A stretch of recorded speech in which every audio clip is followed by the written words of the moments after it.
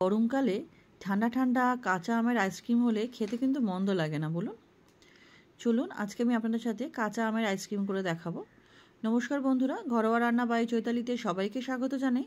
সবাই কেমন আছেন? আশা করছি ভালো আছেন। আমিও বেশ ভালো আছি। 3টে আম আমি বোটা ছাড়িয়ে খুব ভালো মতো ধুয়ে নিয়েছি। ধুয়ে এবার একটা প্রেশার কুকারের মধ্যে এটা সেদ্ধ করে নেব।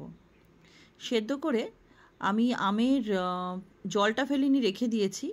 আর আমের খোসার গায়ে যেটুকু পাল্প লেগে আছে ছাড়িয়ে দেবো, আর আমের আটির গায়ে যেটুকু পাল্প লেগে আছে সেগুলো খুব ভালো মতো আমি ছাড়িয়ে নেব।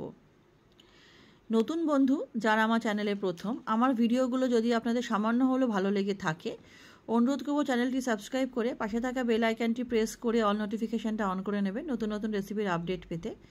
আর পুরনো বন্ধুদের অনেক ধন্যবাদ পাশে থাকার জন্য, সহযোগিতা করার জন্য।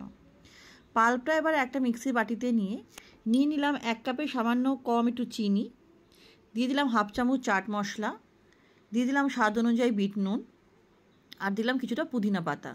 দিয়ে প্রথমে এটাকে আমি খুব ভালো মতো ব্লেন্ড করে নেব।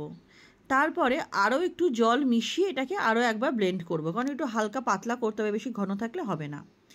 এবারে আমার এই আইসক্রিমের মোল্ডগুলো না কেনা ছিল, এতেই আমি আইসক্রিম করি। তো এর মধ্যে আমি এই কাঁচা আমের ব্যাটারটা হাতার মাধ্যমে ঢেলে দেবো।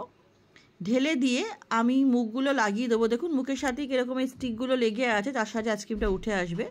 দিয়ে ফ্রিজের মধ্যে 7 থেকে 8 ঘন্টা রাখলেই আমার কাঁচা আমের আইসক্রিম রেডি হয়ে যাবে। ঠান্ডা ঠান্ডা এনজয় করুন।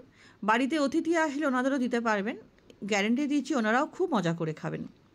রেসিপিটা আশা করছি আপনাদের ভালো লাগবে। ভালো লাগলে অনুরোধ করব অবশ্যই ট্রাই করবেন। কেমন লাগলো কমেন্ট সেকশনে জানাতে ভুলবেন না। ভালো লাগলে লাইক করে দেবেন, একটা ফ্রেন্ডস ফ্যামিলির সাথে শেয়ার করবেন।